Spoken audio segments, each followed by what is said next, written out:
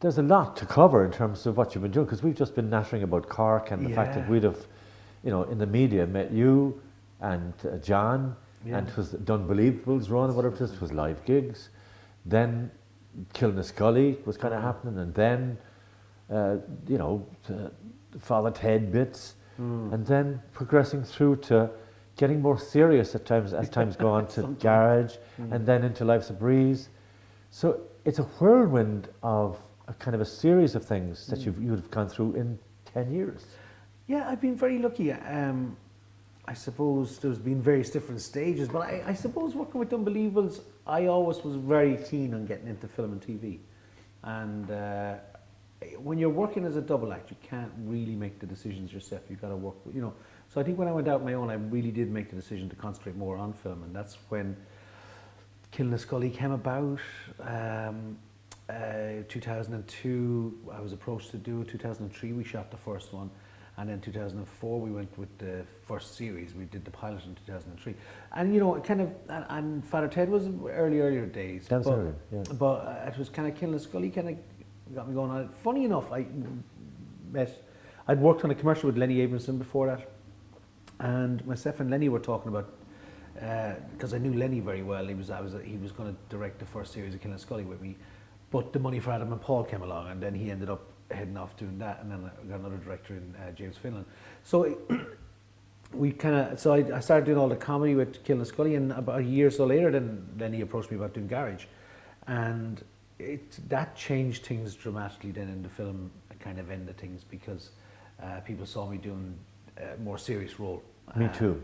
I went through that change as well in relation to Pat Shortt, that this is what Pat Shortt did now. Well, you see, the thing about comedy, you get stereotyped into, and people find it very hard to switch off from the fact that you're a character and you do a lot of character. And I was well known in Unbelievables. I did Tom and Father Ted was a very big character. So it was all comedy kind of down to which was great, and I loved doing it, and it was fantastic. And I didn't make any big decision to make a move, but Lenny obviously wanted to work with me. I remember him saying at the time, what I did was in theatre was physical. What I did in the comedy was physical. Even though this was a straight role, it needed a physical actor, and that's why he approached me to do that role. And it's funny, as I say, there was no big grand plan or anything like that. It was just I loved the idea of the film. He wanted me to do it with him, and we did it. And the rest is history. People opened their eyes up to me as a serious actor, and I became known abroad for being a serious actor. Like I went on to win the Evening Standard Award and down in Monte Carlo and France and all these other places. But at home then comedy, so it was a kind of a strange one like that. Yeah, but like the seriousness of, say, the role in Garage, that it was like, we all know a man like that somewhere. Yes, that there was a special need thing that was going on, but he got mashed by the system. Yeah. And I thought that your thoughtfulness and your acting skills came out. They were always there, I guess. You must have known that. Well, you see, that's the thing, and that's where I admired Lenny's kind of approach to it, because he saw me as an actor. And what people forget with comedy, and with especially characters acting like I do, I don't do stand-up. I do character acting, is what I would call it, and predominantly comedy. What he could see was an actor in there, and somebody who could deliver on the physical side as well as on the emotional side that the part needed. So as Lenny would say, it wasn't a great leap for him in the sense, because he completely saw that's, we'd worked on 2 projects before that, and he could see that, and he knew from working with me that I could deliver it, But really, to be working with Lenny, who is an actor's director, if you know what I mean. Yeah, absolutely. Yeah. We were talking to him earlier on, and that was one of the things that we touched on. Yeah. That he can borrow really big name actors now from even Hollywood spheres. Yeah. He can work with you because he's known to be an actor's director. Would you agree? Oh, absolutely. I mean, I've worked with directors who come from an editing background and come from a technical background, camera background even. And they're more concerned about the light and the meters and the distance and the whole lot, and they just get actors to do their thing. Whereas with Lenny, it's very much he like I would say, he got the performance out of me. Does he get into your head? He does. Well, he gets into. I mean, we worked on the physical aspect of the character, but while you were doing that, you were also working on the character. Do you know what I mean? Yes, I do. On the Yeah. on the emotional side of it, even though we kind of spent a lot of time on him, how would he talk? You don't realize it, but suddenly he's working on your head and working on you, Okay. and drawing the performance and getting the consistency out of you, which was another thing as well. Getting you into that moment and mood, because film is all shot out of sequence and everything else. So you could shoot coming in the door today, and through a month and a half later, they're going out the door. So Do you become the character, by the way? no, no, I don't. Take the hat off and walk away? Well, I tell you, you'd emotionally tried to find out where the character was, and in a sense that I think before the camera rolled, you'd kind of try and get into that zone, and that's what actors do anyway. But I found myself very much being conscious of it in this character. Being conscious of, going back to doing the character of Josie. There was a thing I used to have in my mind that he was like a goldfish, and they say about a goldfish, they go around every 30 seconds and they completely forget where they were and they're back around again. Do you know what I mean? Yeah. So we had to take that approach with Josie in relation to emotions, because he wasn't someone that understood a whole lot of the world he was in, and he didn't react like you and I would react in shock. He didn't deduct. He didn't deduce. He didn't move on to the next stage. And it was all. And it was. So you're right. So you kind of had to have that, and it's very. Right. And that's a kind of I won't say a tricky thing, but a thing you have to constantly keep reminding yourself, because your natural instinct as an actor is to go with the emotion, to go with the feeling. And he couldn't do that. And then you had to perform that. So that you were fighting yourself constantly, and that's where Steph and Lenny talked a lot about that. And there was times when Lenny would say, pull back, you're going in, you're finding the emotion there and that kind of stuff. So Life's a Breeze just ran yesterday. It was kind of cool in the sense to see another Pat Shortt, and this time you're a slacker. Yeah. But like you're surrounded by Kelly Thornton on one side, and then Fionnuala Flanagan on the other. So you've got like a new kid on the block coming through, and you've got the veteran status of Fionnuala. Yeah. What was that like? What was that dynamic like? It was interesting. Like, Fionnuala was amazing to work with. I mean, I have to say, she's just a pro. She was 70 years of age when we were shooting that movie. Her birthday was on it. I hope she don't mind me saying that. But, for a woman of that age, being thrown down in dumps and, just the work ethic was incredible with her, and also her character, and working with her was brilliant like that. And then you had Kelly Thornton, who had never acted in a film or a TV show, and classic teenager would turn around and just start texting it. But an incredible performance from her, Kelly. I mean, I say the teenager thing jokingly. Yeah. I thought it was the charming part of her, but yet she could turn around and focus completely on the performance. And then Lance Daly is a great actor, a great director for working with. Well, he's a great director. He drives it hard. It was one of the hardest gigs I ever did, I have to say. You were there till he got what he wanted, and if that meant staying there till 3 a.m, that's what we did, and we did it on many occasions. When you should have been gone home 5-6 hours earlier, we were just still there. The film was rolling.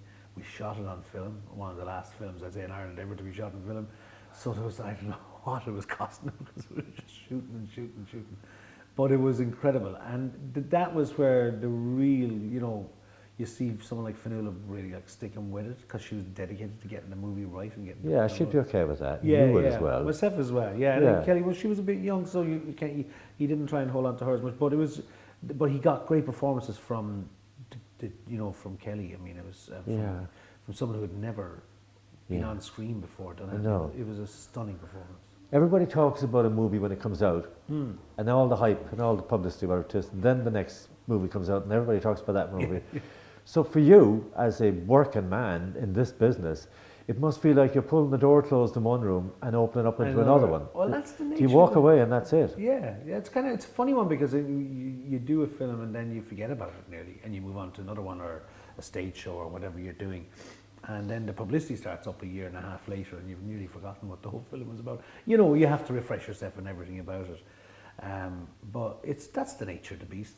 You just move on to the next project and immerse yourself in that. So what's in Pat Shortt's head now? Oh God! Well, I'm touring with a new show at the moment. Currently working on a project with BBC. I've been working that for the last year, so we're writing that, and I'm working with two good, really solid, amazing comedy writers in London. And I'm moving back to the two boys, Bert and George, every month, nearly at this stage. And Is that for a show? Or for it's something for a else? TV series. TV yeah, series, yeah. okay. We're getting closer, and we just got commissioned with scripts there recently, so that's the next stage.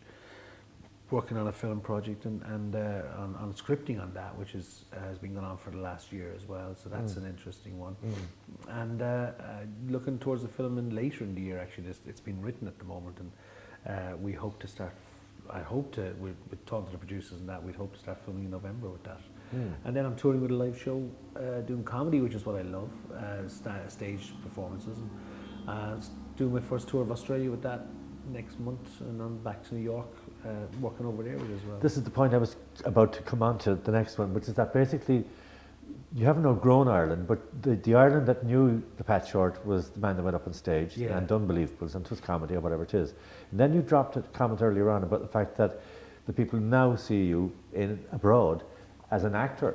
Yeah. So that's growing for you. Are we going to see less of you in this country and more away? I don't know. I mean, it's funny, since I did Garage, it opened up a lot to me. Then I did Cripple Village Man in London with Daniel Radcliffe, and that subsequently went on to Broadway. The New York Times said I should have been nominated for a Tony Award. That has now opened up New York. They want me to come over and do my own show over there. Australia want me to go out and do a show there. So with promoters that want me to do, and that's the nature of the business. That's why you do certain projects, is that they open doors for different areas. So and I'm touring more up in Northern Ireland with the BBC project. There's a lot of interest in the UK. I was over there doing a show in Soho Theatre last year in London, and they want me back and so on. And they're looking at a tour of the UK as well. So it keeps broadening and broadening and broadening. It does. So. But you're not a do-nothing guy anyway. I can't imagine Pat Shortt sitting at home saying, I wish someone would call me. It doesn't work. Never worked like that, did it? No, never. Are you a bit of a workaholic, like? No, it's not so much a workaholic. I started myself and John with the Unbelievables, and we kind of came from that music background where you put together a band, because we're both musicians, and you start gigging. And you get out there, you pick up the phone, you say, where's the next gig, and book yourself in somewhere. We were writing comedy and got into theatres, which was what we wanted to do. We had one hell of a do as the show became hugely successful for us. So we kept that ethos of kind of write a show, get out and tour and work. And then if TV and film stuff comes up, you start juggling that. Now it's hard to keep the two going, because with theatre you've got to book a year in advance. And all too often with films, the producer will approach you and say, we're hoping to shoot it in 2 months' time. Are you available? Or your agent rings you up, and of course you're saying, well, I'm booked into a whole string of theatres. So I tried to do is keep the summer more available for film work and stuff like that. And in the case of this film, later in the year, it's going to be shot in Ireland and London.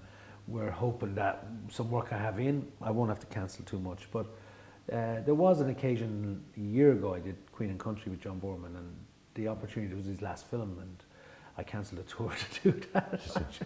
It was just an opportunity you couldn't turn down, you know. Yeah, okay. Get your own sauce. Listen, lovely seeing you. Great. Thanks for being our guest. Thank you very much. Cheers. Thanks, Pat.